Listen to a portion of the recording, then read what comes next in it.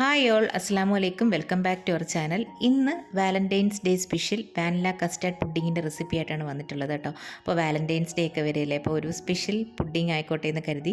Special pudding ഒന്നുമല്ല, ഇത് എല്ലാവർക്കും അറിയാവുന്നൊരു പുഡിങ്ങാണ് കേട്ടോ. അപ്പം എന്താ പറയുക, അത് സ്പെഷ്യലായിട്ടൊന്ന് ഡെക്കറേറ്റ് ചെയ്തെടുത്തതേ ഉള്ളൂ.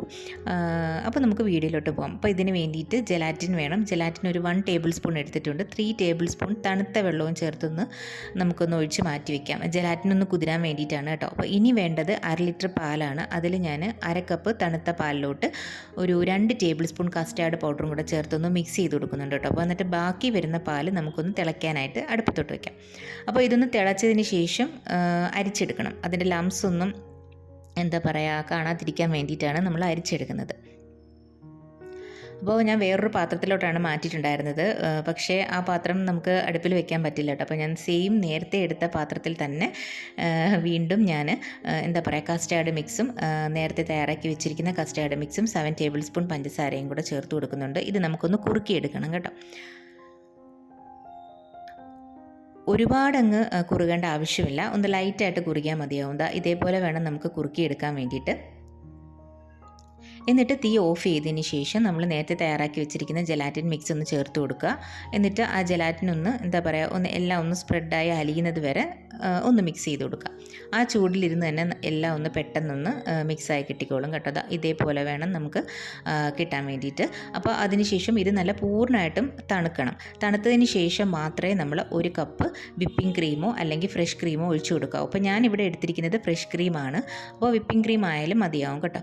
അപ്പോൾ വിപ്പിംഗ് ക്രീം ഒഴിച്ചു കൊടുത്തതിന് ശേഷം 1 ടീസ്പൂൺ വാനില എസൻസും കൂടെ ചേർത്ത് ഒന്ന് മിക്സ് ചെയ്തെടുക്കാം.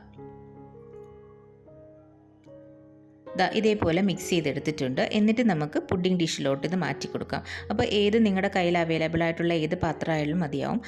കാരണം നമുക്കിതൊന്ന് സെറ്റ് ചെയ്തെടുത്താൽ മതിയല്ലോ. അപ്പം ബേക്ക് ചെയ്യേണ്ട കുക്ക് ചെയ്യേണ്ട ഒരു ആവശ്യമില്ല.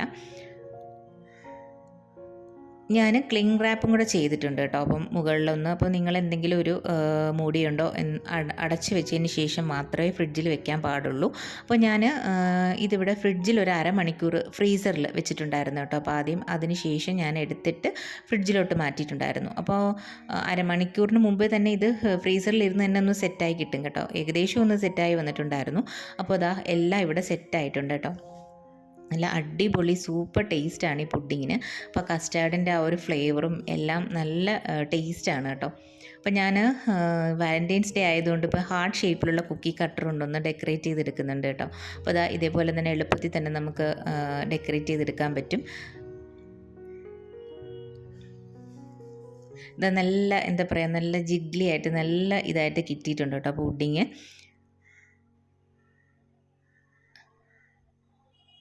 അപ്പോൾ എല്ലാവരും ഒന്ന് ഈ പുഡിംഗ് ഒന്ന് ട്രൈ ചെയ്ത് നോക്കണം. അപ്പോൾ ഇതിൻ്റെ മുകളിലോട്ട് ഞാൻ കുറച്ച് ടൂട്ടി ഫ്രൂട്ടിയും കൂടെ ചേർത്ത് കൊടുത്തിട്ടുണ്ട്. അപ്പോൾ ആ ടൂട്ടി ഫ്രൂട്ടിയും കൂടെ ഇടുമ്പോൾ നല്ലൊരു ടേസ്റ്റാണ് കേട്ടോ. അപ്പോൾ ഇന്നത്തെ വീഡിയോ ഇത്രയേ ഉള്ളൂ. വീഡിയോ ഇഷ്ടമായാൽ തീർച്ചയായിട്ടും ലൈക്ക് ചെയ്യാനും ഷെയർ ചെയ്യാനും കമൻറ്റ് ചെയ്യാനും സബ്സ്ക്രൈബ് ചെയ്യാനും മറക്കാം.